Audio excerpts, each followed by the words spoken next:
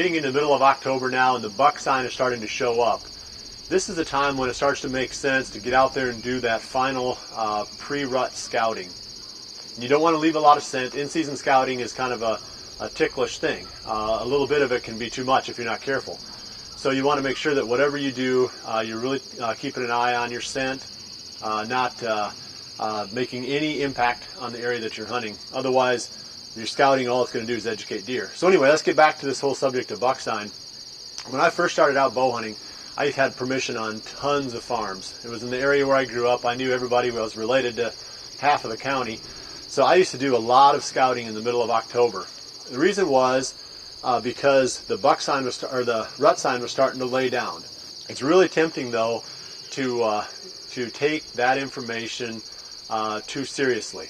And what I mean by that is you may find a rub and you think, oh, there's the spot. Or you may find a scrape and throw a tree stand up thinking, the buck that made this is going to come back again. Sometimes that works, but really what buck sign is an indication of where the buck was, not necessarily where he's going to be again.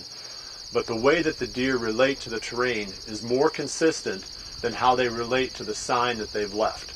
A lot of times the sign shows up in the areas where they travel through. The reason they travel through there is because it makes sense to them, either from a path of least resistance, getting from point A to point B, they go through a saddle, or they, follow some type of a break in the terrain that makes it easier for them, or sometimes it has to do with the fact that they're going with maximum security. So instead of crossing an open field, they're going to stick with some low spots, or they're going to follow a brushy fence line or something like that. The only sign that makes a lot of sense to hunt are scraped lines on believable travel routes back in the timber in the last 10 days or so of October.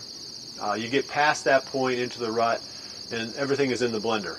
Bucks are off chasing does, they're off, covering ground. They're not following sort of the patterns that they laid out in October. The reason those scrapes are there along that travel route is because that's the way the buck is going for some reason. He's not necessarily going there to freshen those scrapes. The scrapes are showing up there because that's where he travels. Rubs don't mean a whole lot other than the fact that a buck is in that area. People talk about signpost rubs as being sort of an indicator of a buck's historical travel route. That doesn't necessarily mean it's the same buck every time. And you can take a great big tree like this and you can say, well, that's got to be made by a big buck, a mature deer. And there might be some research to indicate that, and I've studied all that stuff, but I've also seen an awful lot of year-and-a-half-old bucks working on trees that were this big around. One piece of sign that does hold a lot of information at this time is tracks. Small deer don't make big tracks. So if you find a big set of tracks, bigger than normal, then the likelihood of that being made by a mature buck is fairly high. So you might want to scout field edges, especially after a rain. So keep tracks in mind. They will give you some information that can help you to pick out which part of your hunting area to spend your time. So overall though, don't fall into the trap of trying to pattern specific deer based on sign. I tried that for a lot of years and it's really tough. I never got any good at it. I always felt like I was one step behind the action.